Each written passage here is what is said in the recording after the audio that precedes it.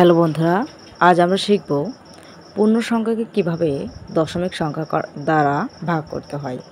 পঞ্চম শ্রেণীর গণিতের ভাগ অঙ্ক। তো 9 হচ্ছে ভাজ্য, 1.8 হচ্ছে ভাজক। তো আমাদের ভাজককে দশমিক রাখা চলবে না, এই জন্য আমরা কী করব, উভয়কে 10 দ্বারা গুণ করব।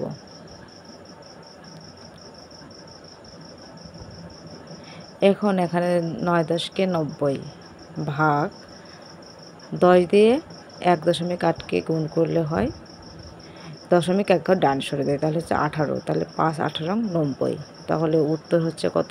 5। এইভাবে আমরা খুব সহজে প্রশ্নগুলোর উত্তর করব। এখানে আছে 72 ভাগ 1.2। তো এখানে আছে একটা সংখ্যার পরে দশমিক, তাই আমরা 72কে 10 দ্বারা গুণ করব। তাহলে এখানে আছে 720 ভাগ 12। এখন আমরা এখানে ভাগ করব, যেহেতু এখানে আছে 3টি সংখ্যা। 12 ঘরের নামতা করবো 72 পর্যন্ত। 12কে 12 12 দুগুণে 24, 3 বরং 36, 4 বরং 48, 5 বরং 60, 6 বরং 72। উপরে একটা শূন্য আছে, এখন আমরা শূন্য দিয়ে ভাগ দেবো। 0 12 0 0, তাহলে উত্তর কত হলো? 60। 60টা হলো 2 নম্বরের উত্তর। এখন 3 নম্বর আছে কত? 12 ভাগ 0.4। এখানেও একটা সংখ্যার আগে দশমিক আছে, তাহলে আমরা এখানেও কী করবো? 10 দ্বারা ভাগ করব। 0.4 এখানে ভাগ করলে কি হবে? দশমিকটা এক ঘর ডানে সরে আসবে, তাহলে 120 ভাগ 4।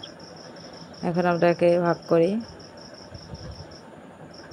4 1 4, 3 4 12, 0 4 0 0, তাহলে এখানে হচ্ছে উত্তর 30।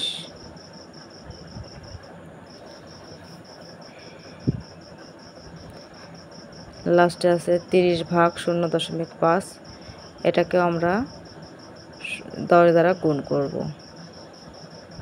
ভাগ 0.5 গুণ 10, তাহলে এখানে 30-এর সাথে 10 গুণ করলে 300 ভাগ 5।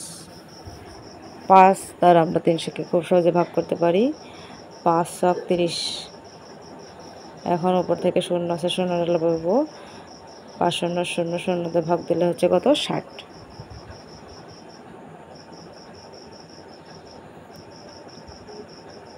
তো বন্ধুরা, একটা ভাগ অঙ্ক দিই। 40.0.8 সমান কত হবে? অবশ্যই কমেন্টে জানাতে ভুলবে না। ধন্যবাদ সবাইকে।